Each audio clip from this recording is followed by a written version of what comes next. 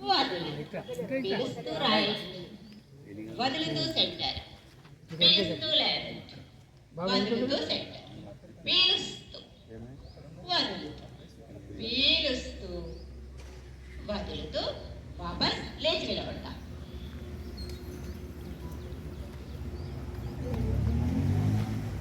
అందరూ 5 వేళ్ళు తొడ కానించి ఉంచి ఊర్జ హస్తాసనం ముందుగా వామప్ చేస్తాము.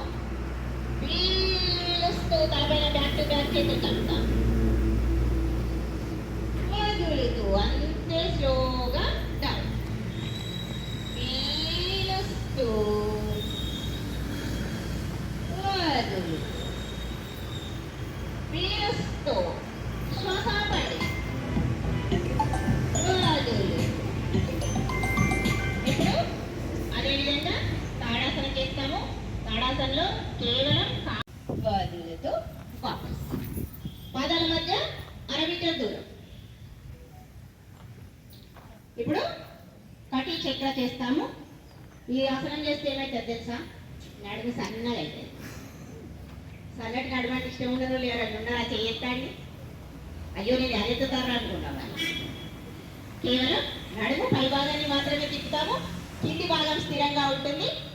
5 వేళ్ళు కలిపే ఉంచాలి. ఇది కూడా మీదే, దీన్ని కూడా కలపండి.